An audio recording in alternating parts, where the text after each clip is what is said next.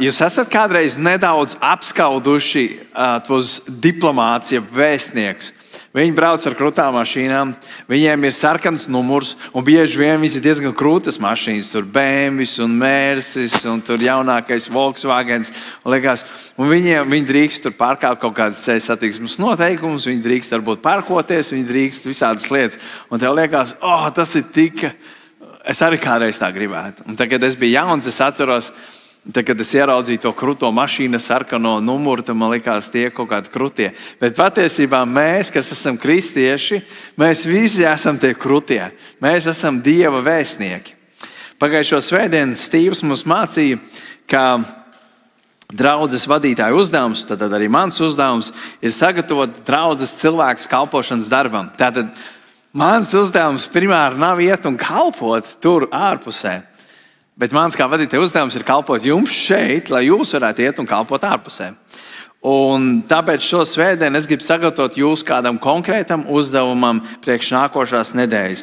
Proti, nākošo svētdienu mums būs draugu svētdiena, draugu dievkalpojums, uz kuru, klausies uzmanīgi, katram no jums tiks dots uzdevums uzaicināt kādu cilvēku uz baznīcas. Nākošo svētdienu es sagaidu, ka draudzē būs aptuveni 300 cilvēku. Nopietni. Vismaz 300 cilvēku. Mēs esam aptuveni 150 cilvēki, katrs uzaicina vienu cilvēku, 150 plus 150 ir 300. Ļoti vienkārši matemātika. Tas ir ļoti vienkārši uzdevums, pareizi? Jā, ļoti vienkārši, bet ļoti grūts uzdevums. Ļoti vienkārši, bet ļoti grūts uzdevums. Un tāpēc šodien es gribēšu savu rakstiem mums paskaidrot un mūs sagatavot, lai nākošās nedēļas uzdevums būtu vieglāks. Viņš ir vienkāršs, bet grūts, bet palīdzēšu, lai viņš būtu vieglāks. Tas, ko es pats darīšu nākošās nedēļas laikā, es gatavošos nākošās svētdienas dievkalpojumu, es gatavošu svētrunu, lai viņi būtu viegli un saprotami tiem neticīgiem draugiem, kurus jūs uzaicināsiet, ģimenes locekļiem, kolēģiem, kurus jūs aicināsiet. Un es lūgšu par to, lai Dievs, un es arī tagad pirms dziesmas lūdzu, lai Dievs sagatavo jau tos cilvēkus, kurus jūs aicināsiet. Un kad tu klausīsies šodienas svētrunu, domā jau par kādiem cilvēkiem. Domā par kādiem konkrētiem cilvēkiem. Sauc viņus vārdā, jau piegatavo telefonu numurus, vienalga raksti, jau domā par to. Un tas ir tas, ko es darīšu. Nākošais svētdienai sagatavošos tam dievkalpojumam, lai jūs aicinātie draugi varētu dzirdēt vieglu, saprotamu evaņģēliju. Ja jūs taču gribat, lai viņi tiek glābti, pareizi. Mēs šodien apskatīsimies uz veselu nodaļu Bībelē. Liekas, nopietni, veselu nodaļu es dienā tik daudz nelasu. Jā, uz veselu nodaļu, bet tā ir īsta nodaļa. Mēs izskriesim cauri pirmiem 10 pantiem burtiski, un tad pieskarsimies tikai dažiem pantiem. Tā kā gandrīz visu nodaļu. Ja jums ir Bībeles līdzi, jūs varat atvērt 2. vēstuli Korintiešiem 5. nodaļu, vai tie, kas to izmanto telefonos. Bet daudz labāk jau patiesībā tas, ko es gaidu, ir, kad mēs nākam uz baznīcu, īstenībā ir ritīgi forši, ja tu vari sākt ņemt līdzi savu Bībeli. Augustā mēs sāksim visticamāk jaunu svētdienas sēriju, vēl nezinu kādu, ko Dievs parādīs, to darīsim, bet iesim cauri kādai Bībeles vēstulē. Tad ir svarīgi, ka mēs ņemam līdzi Bībeles.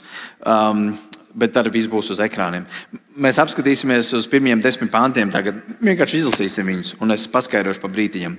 Pāvils saka, mēs zinām, ka mūsu laicīgais telts, mājoklis būs nojaukts. Tad mums ir ēka no Dieva.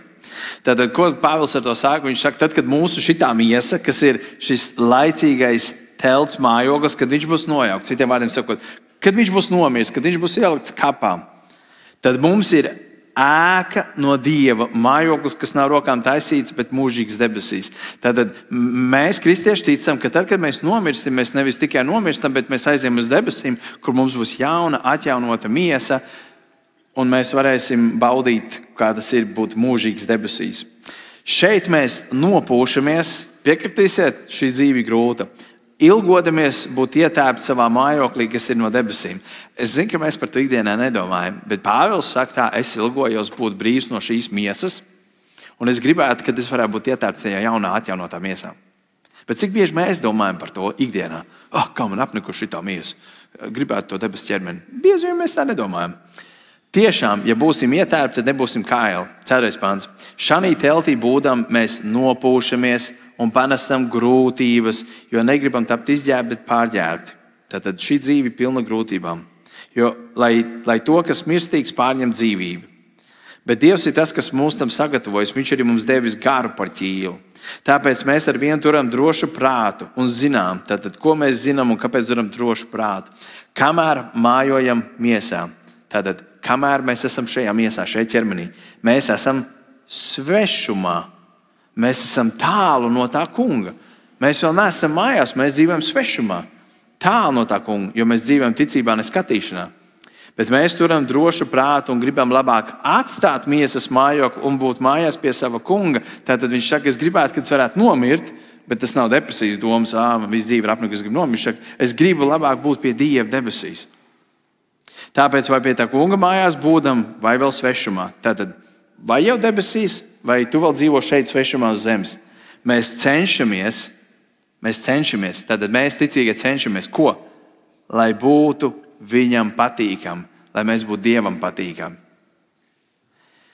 Jo mums, un kāpēc, un tas pamatojums ir šajā vārdiņā, jo mums visiem būs jāparādās Kristus soļa, jeb tiesneša krēsla priekšā. Kāpēc? Lai ik viens saņemtu, ko miesā būdams darījis, vai labu, vai ļaunu. Tad šis ir konteksts šai nodaļai, par ko mēs skatīsimies. Mums visiem būs jāstājas Dievu priekšā. Mums visiem būs jāatbild par savām dzīvēm, vai tu būsi darījis labu vai ļaunu. Tad tas ir tas konteksts. Un tad mēs nonākam pie 11. panta. Un Pāvils saka, tad pazīdam bību tā kunga priekšā, mēs pārliecinām cilvēkus. Pazīdam bību, mums ir bailes, ja bība tā kunga priekšā, mēs pārliecinām cilvēkus. Un tagad es gribu nedaudz iet to kontekstu. Šeit pārliecināt cilvēkus, primārais konteksts ir tas, ka Pāvilam visur ir pretinieki. Ja jūs esat pamanījuši un lasījuši jaunās derības vēstules, jūs esat pamanījuši to, ka Pāvilam bieži vien ir jāizstāvās. Jo viņš nāk un pasludina evaņģēliju, viņš iet tālāk uz citu pilsētu, un kamēr viņš aiziet, ienāk citi viltnieki un maldus mācītāji. Viņi saka, tas Pāvils, viņš nebija riktīgs, viņš mums mācīja muļķības. Neņemiet viņu vērā, bet tas, ko es saku, tā ir taisnība. Un Pāvils primāri šis konteksts, to jūs varat ieraudzīt, viņš attiecinās, ka mēs pārliecinām cilvēkus par to, ka mēs esam Dieva kalpi, mēs esam Dieva sūtīti. Tas ir tas primārais konteksts, kāpēc mēs pārliecinām cilvēkus. Viņš mēģina pārliecināt, ka viņš ir Dieva kalps. Bet otrkārt, par ko Pāvils cenšas pārliecināt korintiešus, ir, ka Jēzus Kristus ir viņa pestītājs. Mēs pārliecinām cilvēkus. Un šeit šis grieķu vārds pārliecināt ir grieķu vārds peito, kas nozīmē pārliecināt kādu ar vārdiem. Ar vārdiem. Tu viņu mēģini pārliecināt. Tu viņu mēģini pārliecināt, ka Jēzus Kristus ir kungs un glābējs. Un tādā veidā tas ir pārliecināt, tas nozīmē iegūt kādu labvēlību. Tu mēģini iegūt labvēlību no kāda cilvēka. Un nereti iegūt šo labvēlību dzīvē mēs ļoti pārprotam. Mēs, piemēram, darbā gribam iegūt labvēlību no savu priekšnieku, no bosa, piemēram. Mēs tur bieži vien, Pāvils saka, neesat tādi strādnieki, kas tikai acu priekšā strādā, izliktamies. Bieži vien mēs gribam priekšnieka vai brigadieru acīs izskatīties labāk nekā mēs esam. Vai skolā, piemēram, dažreiz ir kādi skolnieki, kas mēģina būt labāk un pielīst skolotājiem, vai sportā mēģina pielīst, teiksim, trenerim. Tas ir tas, ko nozīmē šī izpatikt kādam. Bet Pāvils runā par izpatikšanu vienīgi Dievam. Izpatikt Dievam. Un to mēs kontekstā ieraudzīsim arī Galatiešu vēstulē, kur šis grieķu vārds ir lietots tieši kā izpatikt. Un es gribu, lai jūs ieraugat. Galatiešu vēstules 1. nodaļa runā par tieši to pašu lietu, ka Pāvilam ir šie cilvēki, kas mēģina nonicināt Pāvilu. Mēģina pateikt, ka tas, ko Pāvils dara, ka tas nav pareizi. Kad viņš runā muļķības, ka viņš nav Dieva sūtīts. Un tad skatieties, ko Pāvils atbild 10. pantā, Galatiešiem 1. nodaļā. Viņš saka, jo vai tad es tagad runāju cilvēkiem par prātam vai Dievam? Vai es cenšos cilvēkiem patikt? Ja es vēl cilvēkiem censos patikt, tad es nebūtu Kristus kalps. Šajā vietā ir lietots tas pats vārds, kas ir rakstīts jau korintiešu vēstulē. Pāvils mēģina pateikt to, ka ja es censos cilvēkiem patikt, izdabāt, tad es nevarētu būt Kristus kalps. Un arī otrādi taisnība. Ja tu centīsies dzīvot Dievam patīkamu dzīvi un centīsies izpatikt Dievam, tu nebūsi patīkams cilvēkiem. Cilvēkiem tu nepatiks. Cilvēki runās pret tevi. Cilvēki tev aprunās. Cilvēki par tevi smiesies. Cilvēki tev nicinās. Un šeit tev ir jāizdara savu veidu izvēle, vai es gribu patikt cilvēkiem, vai es gribu patikt Dievam. Tas ir viss kontekstā. Un tāpēc šeit ir rakstīts, šis vārds tiek iztulkots, iegūt kāda labvēlība. Un tas ir tas, ko es mēģinu tev šodien paprasīt. Tagad tas viens jautājums. Kā labvēlību primāri tu gribi dzīvē iegūt? Jo atcerieties, mēs 8. pantā vai 9. pantā mēs lasījām, ka mēs gribam izpatikt Dievam. Mēs cenšamies, lai viņam būtu patīkam 9. pants. Mēs cenšamies, lai būtu viņam patīkam. Jautājums, vai tu centies, lai tu būtu Dievam patīkams? Vai tomēr mēs bieži vien cenšamies, lai būtu patīkam citiem cilvēkiem? Tad, kad cilvēks grib izpatikt Dievam, tas automātiski nozīmē, ka tu nebūsi patīkams cilvēkiem. Nav iespējams būt patīkamam Dievam un būt patīkamam cilvēkiem vienlaicīgi. Šajā pasaulē tas vienkārši nav iespējams.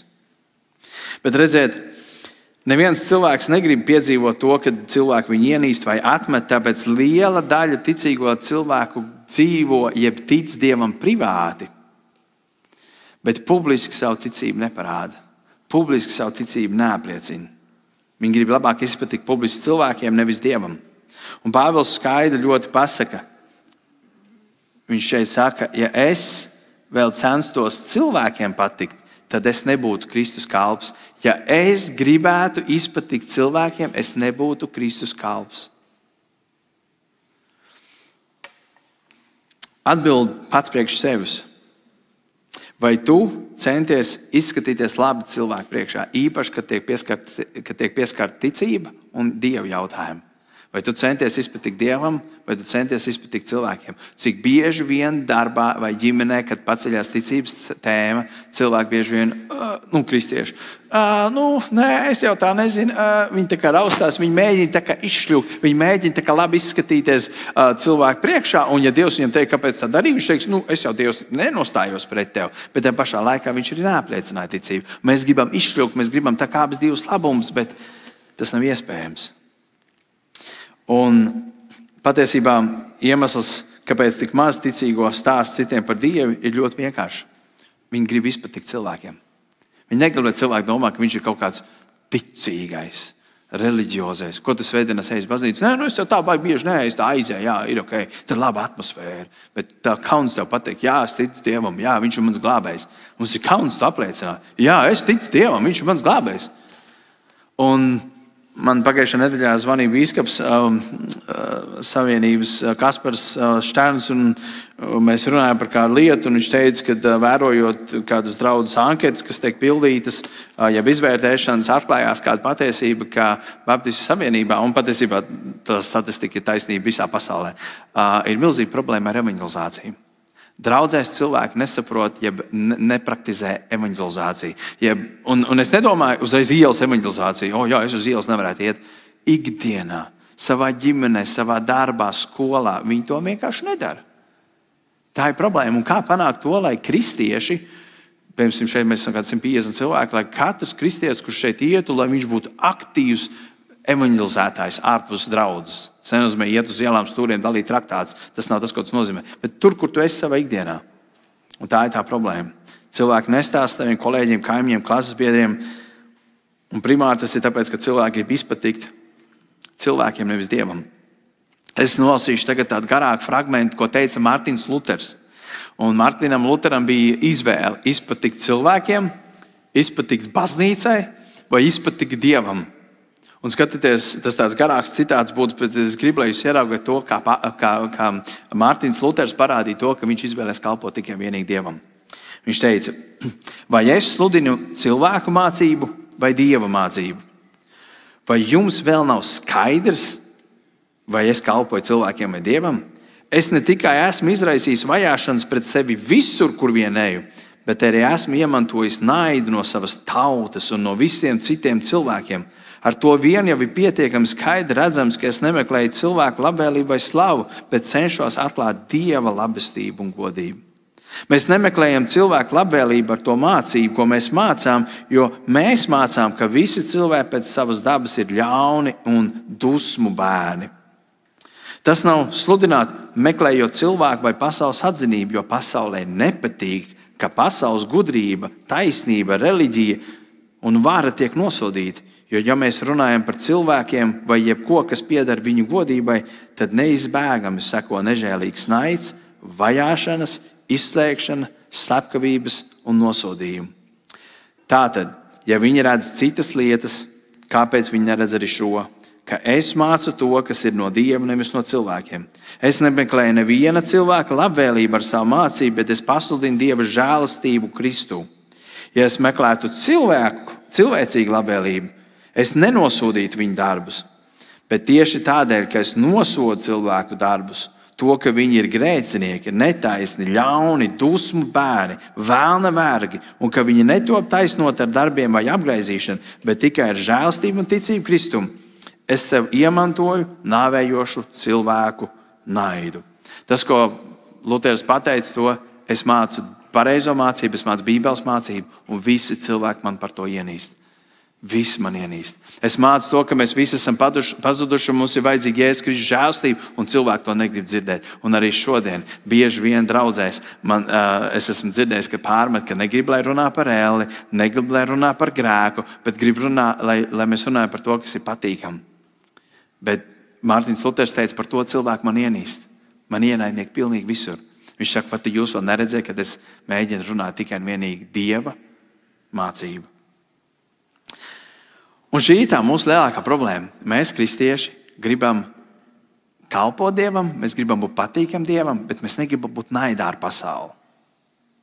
Un skatieties, ko Jākabs teica 4. nodaļā, 4. pantā. Viņš saka, laulības pārkāpēja cilts. Vai jūs nezināt, ka šīs pasaules draudzība ir Dieva ienaidība? Kas nu gribētu būt pasaules draugs, tas nostājas par Dieva ienaidnieku. Un man patīk, ka viņš lieto šo vārdu laulības pārkāpēja cilts. Ziniet, kas ir laulības pārkāpējs? Laulības pārkāpējs tas, kuram ir gredzens, kuram ir sieva vai vīrs. Manā gadījumā man ir sieva, un laulības pārkāpējs ir tas, kurš iet pie citas sievas. Viņš grib savu veidu labumus esot laulībā, un tad viņš iet un guļ ar citu sievu. Tas ir laulības pārkāpējs, un tas ir tas, ko viņš saka tā. Tu gribi saņemt mūžīgo dzīvību, tu dodies uz debesīm, tu esi kristietis, tu saņemsi to labumu, bet te pašā laikā tu gribi arī pasaules labumus. Tu gribi būt draugs ar pasauli. Un viņš saka, un tā nevar. Viņš saka, ja tu gribi būt draugos ar pasauli, tu esi Dieva ienaidnieks. Tu nevari būt abi divi. Un tāpēc es gribu uzdot katram ikvienam no jums jautājumu, izvērtēt savu sirdi, kā ir ar tevi? Kā ir ar tavu ticību? Tad, kad es lūdzu, Dievs, es lūdzu nākšanu nedēļā visiem cilvēkiem viņa ticība tika pārbaudīta, un lai viņiem būtu izaicinājums darbā, lai viņiem darba kolēģi, klases biedri vai vienalga ģimenē, lai paceltos ticības tēmu, lai viņi tiktu pārbaudīti Dievs, vai viņi stāv, vai viņi grib izpatikt cilvēkiem, vai viņi grib izpatikt tev, Dievs. Es lūdzu, lai katram ikvienam no jums būtu tāda iespēja. Ja mēs gatavojamies kaut kam lielam nākošo nedēļu. Nākošais pāns, ja mēs ejam atpakaļ uz 2. Korintiešu vēstuli, 5. nodaļas, tad mēs apskatījāmies pirmiem 11, tagad mēs aizējam uz 15. pāntu. Te ir rakstīts tā, kā viens ir miris, tātad tas ir Jēzus, ir miris par visiem, tātad visi ir miruši. Jo piekrīt, ka tu pieņem Jēzu Kristu, tad, kad mēs noturam kristības, mēs parasti sakam tā, mirsti ar Jēzu Kristu vecai dzīvē un celies augšā jaunā atjaunotā dzīvē. Tas, ko mēs kristībā darām. Tu nomirsti vecai dzīvē un celies augšā jaunā atjaunotā dzīvē. Te ir rakstīts, tātad viens ir miris par visiem, tātad visi miruši. Tātad tu esi miris priekš sevis. Un viņš mira par visiem, un klausieties, lai tie, kas dzīvo, vairs nedzīvo sev pašiem, bet tam, kas par viņiem ir miris un uzbodināts. Tātad iemesls, kāpēc Jēzus Kristus nomira, ir, lai tu, kas dzīvo, vairs nedzīvo sev pašam, bet Jēzum Kristum, kurš par tevi nomirs. Reku ir atbilde. Lai tie ticīgie, kas tagad dzīvo zemes dzīvi, vairs nedzīvot sev, bet Dievam. Tas ir iemesls, kāpēc Jēzus nomira pie krusta un augšām cēlās. Bija, lai piedod tavus grēkus un lai dod tev jaunu sākumu un jaunu dzīvi. Un te ir ļoti skaidri pateikts, lai tu tagad vairs nedzīvo sev pašam, bet tam, kurš par tevi nomirs un kurš tev deva jaunu dzīvi. Skatieties, ticība uz Jēzu Kristu tev nedod tikai grēku piedošanu, kas ir tas pats skaistākais priekš mums grēciniekiem, ka tev visi grēki ir piedoti. Tas dod tev ne tikai grēku piedošanu, bet tas tev dod jaunu dzīves mērķi, jaunu dzīves jēgu, un tas tev dod jaunu kalpošanu. Primāri Dieva valstības izplatīšanu šeit uz zemes. Tad, kad tu nomiri, tā dzīve vairs nav tava. Jēzus tevi nopirka, tu esi kļuvis, tur rakstīts, tu esi mans īpašums. Tad tu biji Sātana īpašums, Dievs tevi izrāva no tumsas, tu tagad esi Dieva īpašums, un Dievs saka, es gribu, lai tu tagad dzīvo priekš manis. Es tikko pabeidzu lasīt kādu grāmatu, varbūt kādu esat lasījuši, Laimīgākais cilvēks uz zemes. Tas ir par kādu holokaustu izdzīvotāju Edijs Džeiku. Un tur ir tāds fragments, viņš raksta pašās grāmatas beigās, ka braucot projām no Eiropas, ja bēgot projām no Eiropas uz Austrāliju labākas dzīves meklējumos, kāda jūdu organizācija palīdzēja viņam nopirkt biļetes visai ģimenei, kas bija 1000 paundi Anglijas mārciņas, lai pārceltos uz Austrāliju. Un viņš šā jūdu organizācijā apsolīja, ka viņš atdos atpakaļ to naudu, uz ko viņi teica, protams, nevajag to darīt. Viņi vienkārši saka, tu dod, vienkārši mēs labprāt tev svētam un dodam. Bet viņš apsolīja, nē, es jums atdošu to naudu. Tad, kad būšu iekārtojies un sācis strādāt. Un viņš to arī izdarīja. Viņš samaksāja atpakaļ viņiem to naudu, lai viņi varētu palīdzēt kādai citai ģimenei, teiksim, pārvākties no Eiropas vai no kādām valstīm, kur ir vajāšanas. Viņš to izdarīja, un šī organizācija bija šokā, jo viņi teica, gandrīz neviens. Daudzi cilvēki solīja, jā, mēs samaksāsim, mēs atgriezīsim uz naudu. Viņš teica, bet gandrīz neviens mums nesamaksā naudu. Tas ir viens no retajiem vai vienīgais, kurš to izdarīja. Un es domāju, cik līdzīgi ir ar mums kristiešiem. Dievs tev dod jaunu sākumu. Viņš tev piedod visus tavus grēkus, tavas lielākās kļūdas, cik daudz no jums, kad es esmu bijis klāt, kad jūs esat uzticējuši savu dzīvi Jēzum Kristum, bieži vien bija kaut kādi lieli grēki, kas tev nenormāli nospieda. Jūs bijāt līdz asarām un tu raudāji un tu apzinājies to, ka Dievs tev ir piedevis un cik priecīgs un pateicīgs tu esi, kad Dievs tev ir piedevis. Un tev ir dot jauns sākums. Un mēs rīkojamies tieši tā, kā tie holokausta izdzīvotāji, kas saka, es atdošu to naudu. Un līdz ko tas aizbrauc uz labāku valsts, sāc strādāt, tu aizmirsti par to organizāciju, kas tev iedeva to naudu, lai tu varētu atbraukt. Un tieši tāpat mēs kristieši bieži vien aizmirstam, ka Jēzus par mums samaksāja, viņš mums piedeva, viņš mums deva jaunu sākumu. Mēs sakam, paldies tev, Jēzus, tagad es dzīvošu pats savu dzīvi. Tas ir tas, kā mēs kristieši bieži vien dzīvojam. Un tam tā nebūtu jābūt.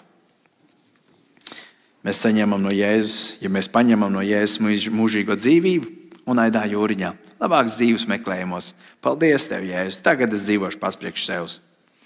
Un mēs nedomājam tādās kategorijās, ka man dzīve tagad pieder Jēzu, un man būtu jādzīvo, lai izpatiktu tikai un vienīgi viņam.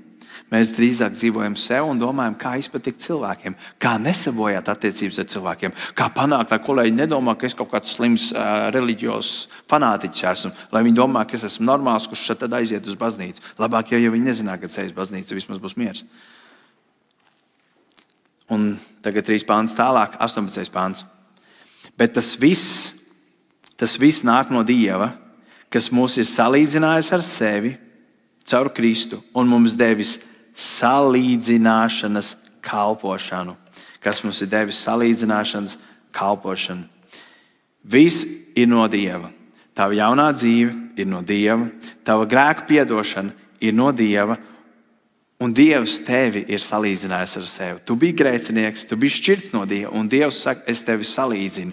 Es lieku vienādības zīmi starp tevi un mani caur Jēzu Kristu. Un tad pa visu tam viņš saka, es tev dodu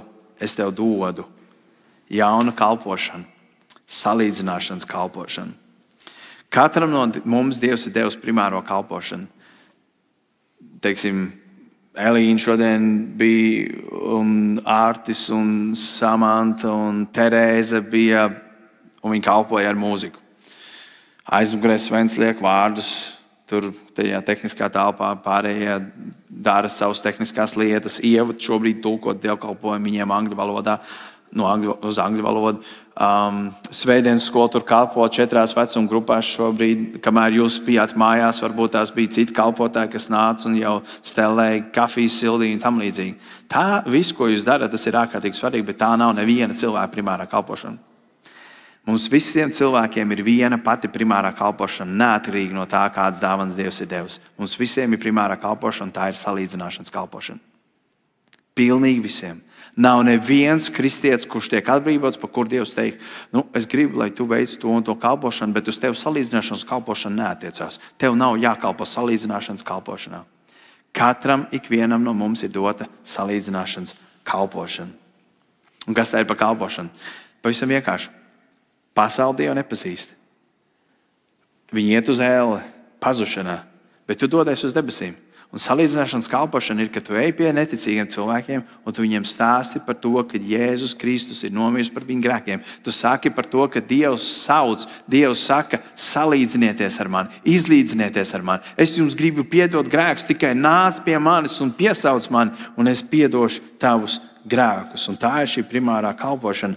Un interesanti vārds kalpošana grieķu valodā ir diakonija, kas nozīmē, no kā nāk vārds diakons, kas ir burtiski praktiskā kalpošana. Un šis vārds burtiski arī nozīmē apkalpot kādu pie galda. Un mūsu kontekstā tas ir tieši tas, ko Dievs vēlas.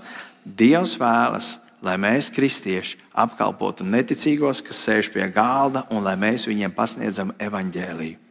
Kā oficiants pasniedz sagatavotu ēdienu saviem apmeklētājiem, tā mums ir jāpasniedz dzīvā Dieva maize neticīgai pasaulē. Tas ir tas, ko nozīmē veikt salīdzināšanas kalpošanu.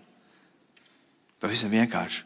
Tur nav nekas sarežģīts, pavisam vienkārši. Un kas man patīk, ka tad, kad tu kļūsi par kristieti, tu zini evaņģēliju. Tu zini, ko Dievs ir izdarījis priekš tevis. Tu zini, ka tu biji grēcinieks, ka Jēzus tev piedeva, tad ej un to stāst tālāk citiem. Tu jau visu zini. Un tad 19. pantā ir rakstīts, jo Dievs bija Kristū un salīdzināja pasauli ar sevi, tiem viņu grēkus nepielīdzinādams, un ir mūsu starpā licis salīdzināšanas vāru.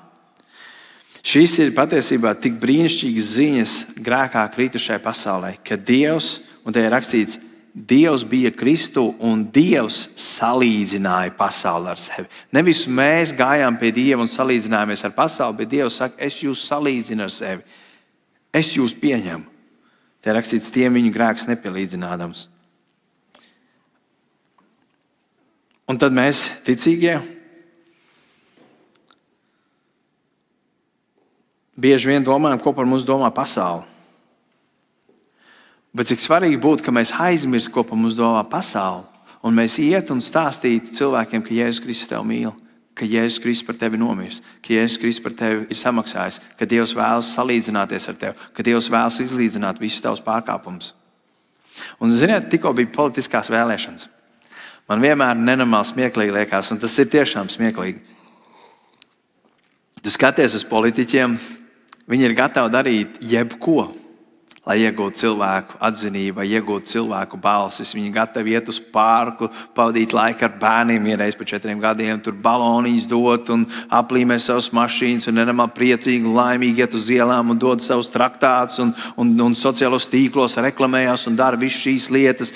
Vienkārši balsojiet par mani, ka mēs tie labākie, mēs jums apsolam, ja tu balsos par mani, būs tas. Viņi ir gatavi pazemoties un no malas skatoties, viņi izskatās ļoti smieklīgi patiesībā. Man vismaz tā liekas, varbūt tev liekas, tas ir normāli. Man izskatās diezgan smieklīgi, jo tu redzi, ko tu vāksties. Tagad tu soli tādas lielas lietas, un tad, kad sākās, bieži vien neko no tā nevar izdarīt. Un es domāju, cik interesanti, viņi ir gatavi pazemoties, dažreiz izskatīties tik muļķīgi, lai dabūtu iespējams, daudz no viņiem nedabūna, lielākā daļa nedabūna sēdekli domē vai politikā vai saimā uz 4 gadiem.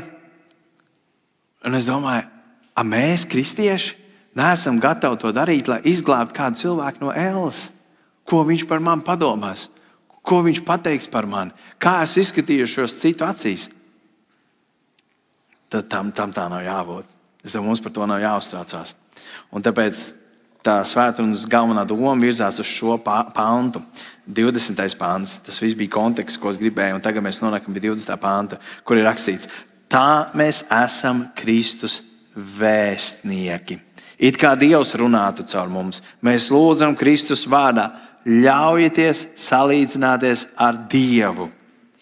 Es zinu, ka revidētajā tekstā, 65. gada tekstā ir rakstīts tā: mēs nākam Kristus sūtīt un pamācām. Tas nav precīzi tulkojums, tāpēc, ka šeit ir lietots grieķu vārds presbuo, kura burtiskā nozīme ir vēstnieks. Un šis vārds jaunajā derībā lietots tikai 2 reizes. Šis presbuo ir tikai 2 reizes, un vienīgā reize, kur šis vārds ir lietots, otrā reize, ir Efeziešos 6:20, kur Pāvils, esot cietumā, saka: viņa važās kaltais vēstnieks, presbuo, es esmu un to gribu sludināt bez bailēm, kā man tas pienākās. Viņš šeit pasaka: viņu važās kaltais vēstnieks, es esmu. Un tieši tāpatās arī Korintiešu 5:20 būtu jātulko tas vārds presbuo, kā vēstnieks. Tā mēs esam Kristus vēstnieki. Un esam it kā Dievs runāt caur mums. Un tad ir jautājums, kas ir vēstnieks? Vēstnieku uzdevums ir pārstāvēt savu ķēniņu un viņa sūtītāja intereses. Vēstniekam nav savi plāni, viņam nav savi mērķi, viņam nav savas ambīcijas vai savas intereses. Viņa uzdevums ir tikai viens – pārstāvēt to, kura labā viņš strādā. Pareizi? Ļoti vienkārši. Pārstāvēt to, kur valsts labā viņš strādā.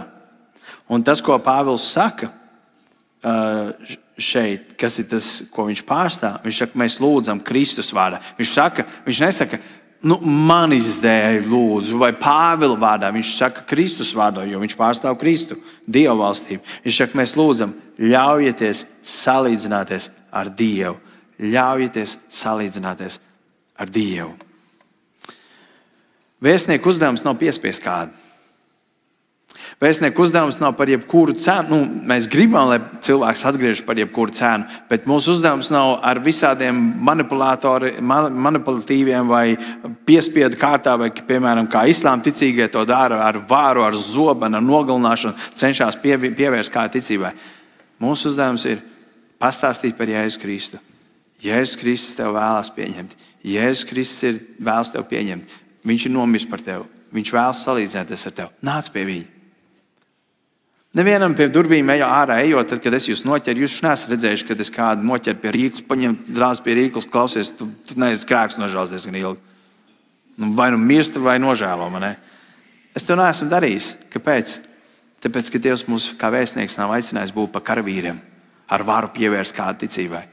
Pāvils, atcerieties, 11. pantā, viņš saka, mēs pārliecinām cilvēkus ar vārdiem. Tas vārds nozīmē pārliecināt ar vārdiem.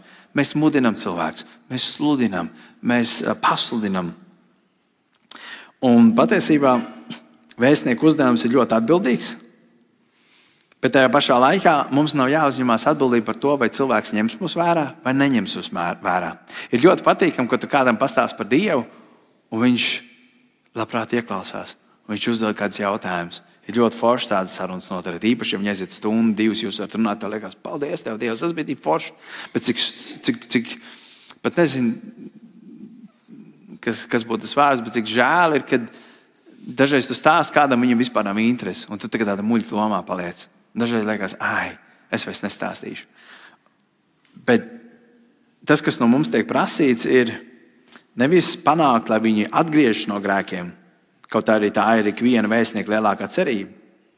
Jo redziet, šo salīdzināšanu veids Dievs, nevis mēs. Mēs nevaram nevienu cilvēku izglābt. Mēs nevaram nevienu cilvēku pārliecināt. To dara Dievs. Un to es gribu, lai mēs apzināmies. Tas ir ļoti svarīgi saprast. Tavs uzdevums nav pārliecināt kādu cilvēku. Kaut arī mēs pārliecinām cilvēkus. To dara tikai Dievs. Bet Dievs var pārliecināt kādu cilvēku, tad, kad viņa vēstnieks iet un ar savu muti stāsta evaņģēliju, tad Dieva svētais gars tam cilvēkam dzirdot evaņģēliju var sākt runāt uz tā cilvēku sirdi, uz dvēseli, uz tā cilvēku garu, lai viņš atsauktos un pieņemtu Jēzu. Tāpēc ir ārkārtīgi svarīgi pasludināt evaņģēliju cilvēkiem ar mūsu vārdiem, ar mūsu muti, jo tad Dieva svētais gars var darboties.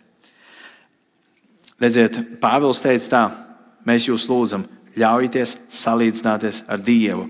Atsaucieties Dieva aicinam, nožēlojiet savus grēkus, pieņemiet Jēzu kā savu pestītāju. Neaiziet no šīs pasaules, nenomirstiet, nenožēlodam savus grēkus un uzticētam savus dzīves Jēzum Kristum. Un es gribu, lai saprotu, ka tas ir tavs un mans uzdevums. Pāvils 20. pantā saka, viņš saka, it kā Dievs runātu caur mums. Tas ir tas, ko Dievs dara. Viņš runā caur mums. Dievs runā caur mums. Dievs runā caur tevi. Tajā brīdī, kad tu atver mutu un stāsti kādam evaņģēliju, Dievs runā caur tevi uz tā cilvēka sirdsapziņu. Un tas ir atkarīgs no Dieva. Vai tas cilvēks atsauksies, vai viņš neatsauksies evaņģēlijam.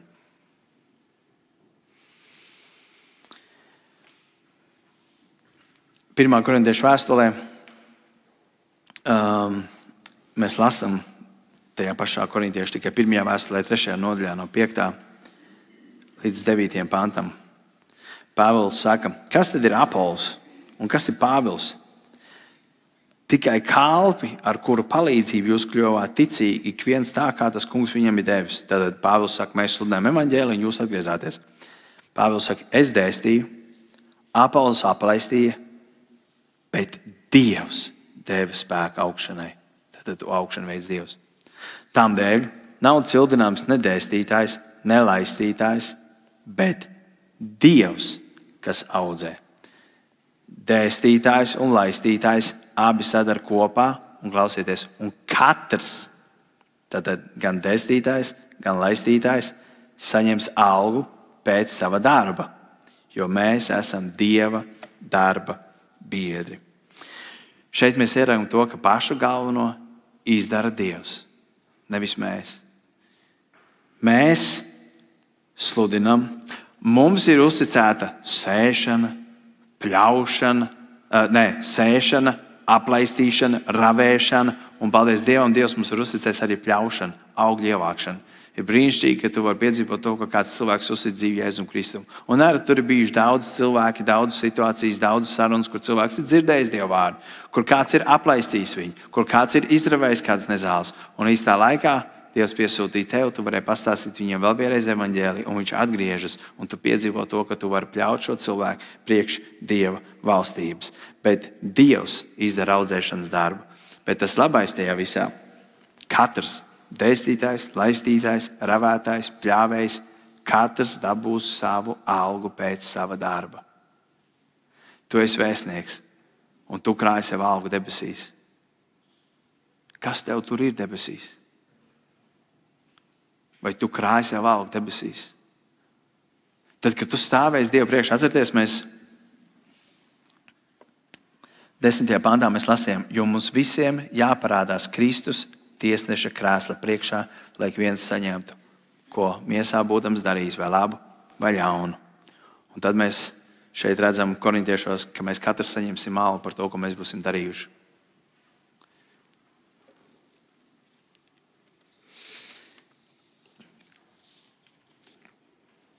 Vēstnieks saņems algu, kad viņš būs gājis pie saviem ģimenes locekļiem, kolēģiem, darba biedriem, kaimiņiem, skolā un stāstījis par to, ka Dievs viņus aicina uz grēku nožēlu un ka Dievs vēlas ar grēciniekam salīdzināties. Un tu par savu vēstnieku darbu saņemsi algu par savām pūlēm, ja tu būsi gājis un darījis. Tāpēc atcerieties pašā sākumā, 11. un 15. pantā, mēs lasījām, ka mūsu uzdevums ir pārliecināt cilvēkus. Un 15. pantā mēs lasījām, ka mēs vairs nedzīvojam sev pašiem, bet tam, kurš par mums ir nomiris. Atcerieties, tu vairs nedzīvo sev, bet Dievam, kurš par tevi nomiris. Un mūsu uzdevums ir iet un pārliecināt cilvēkus. Tāpēc, lūk, kāds būs praktiskais uzdevums nākošajai nedēļai, nākošās nedēļas laikā. Nākošo svētdienu mums būs draugu dievkalpojums, kas nozīmē, ka ik viens no jums, kā Kristus vēstnieks, ir aicināts uzaicināt kādu cilvēku uz dievkalpojumu. Es apzinos to, ka vairāk no jums jau esat teikuši, ka tu aicināji vairākus cilvēkus un neviens neatnāca. Es tev gribu iedrošināt, tavs uzdevums ir aicināt. Vai viņš atnāks, vai viņš neatnāks, tas vairs nav tavā ziņā. Aizmugurē baznīcai abās pusēs pie infocentriem ir sadrukāti tādi paši dizaina, 4 dažādi dizainu ielūgumi, kādu mēs lietojam arī pagājušajā draugdievkalpojumā. Paņem šo ielūgumu, vai arī visi, kas esat draudzes grupā, vai tie, kas ir draudzes info grupā, WhatsAppā, saņems ielūgumu, vai ja tu neesi nevienā WhatsApp grupā, tad paprasti un es tev aizsūtīšu privāti digitāls ielūgums. Un tu varēsi digitāli uzaicināt kādu. Bet nākošā nedēļā īpaši es gribu tevi izaicināt kļūt par aktīvu Dieva vēstnieku. Vai tu to izdarīsi? Vai tu gribi kļūt par aktīvu daļu no tā, uz ko Dievs mūs aicina?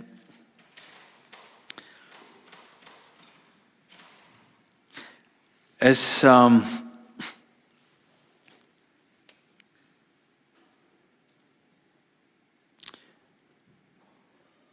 gribu noslēgumā pateikt to.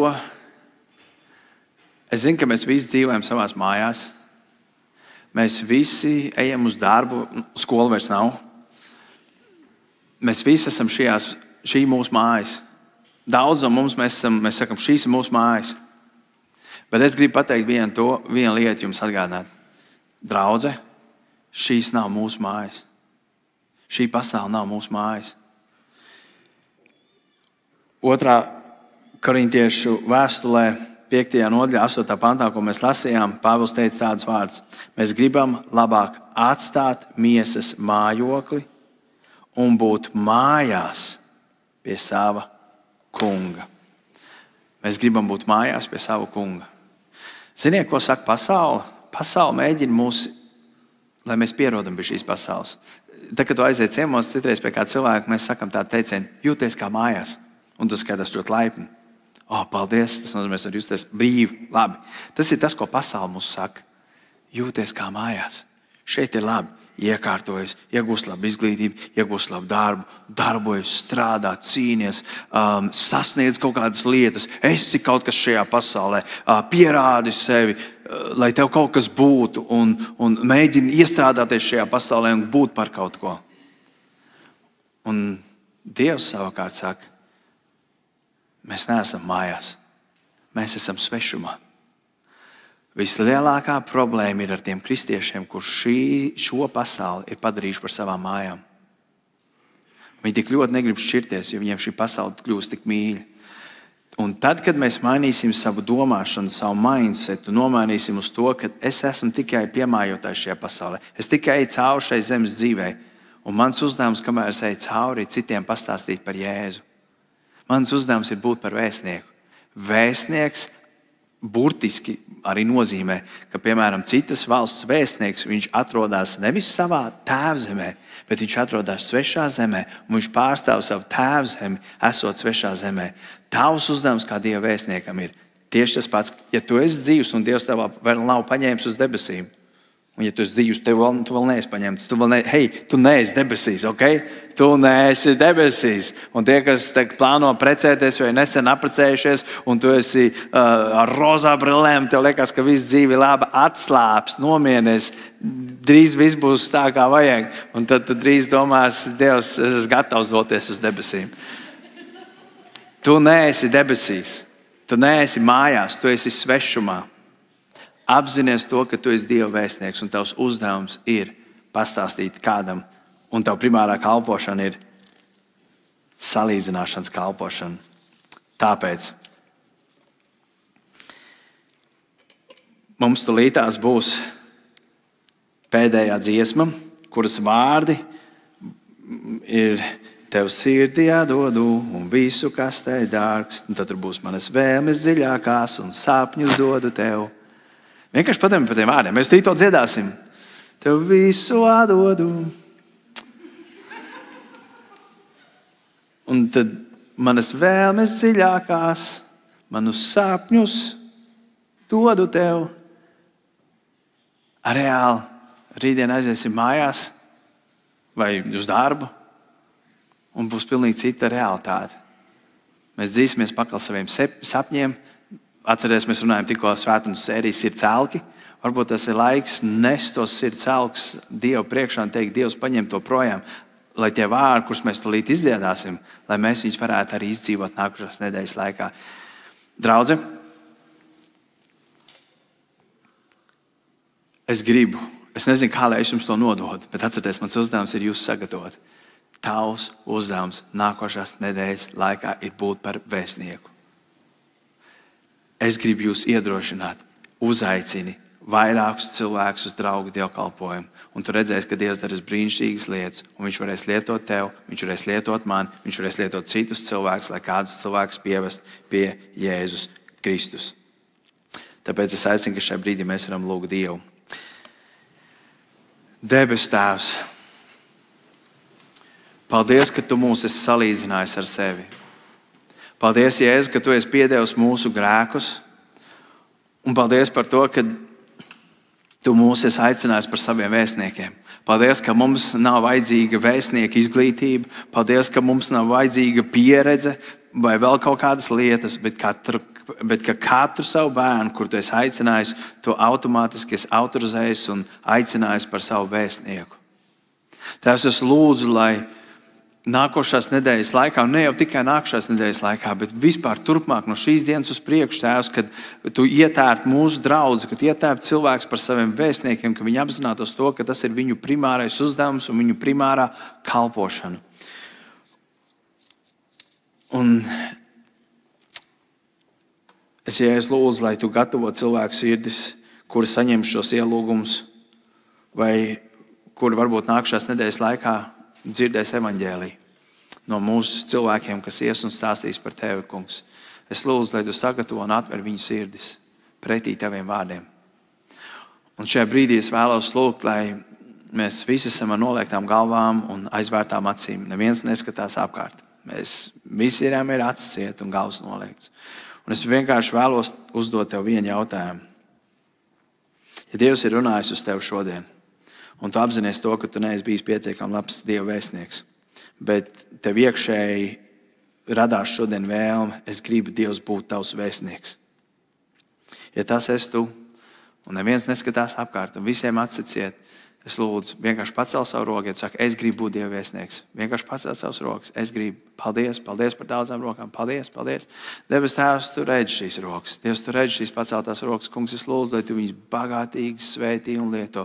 Dievs, tu redzi, kad ir mums šī miesa, kurā mēs dzīvojam, un viņa cīnās pret mums, un tik bieži mēs gribam izpatikt cilvēkiem, nevis tev, Dievs. Tāpēc es lūdzu, Tēvs, lai no šīs dienas uz priekšu, Tēvs, viņi apzinātos, ka mēs visi apzinātos, ka mēs nepiedaram vairs sev, bet mēs piedaram tev.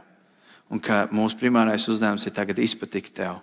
Un ka mēs tagad esam tavi vēstnieki, tāpēc es lūdzu, Tēvs, izsūti pļaujā.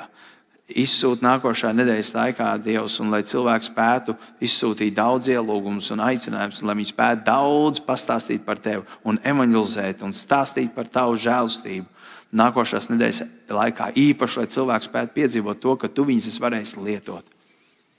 Es Dievs lūdzu, lai tu sagatavo draudzi šim uzdevumam, sākot jau ar nākošo nedēļu. To, Kungs, Jēzus, mēs lūdzam tavā vārdā. Āmen.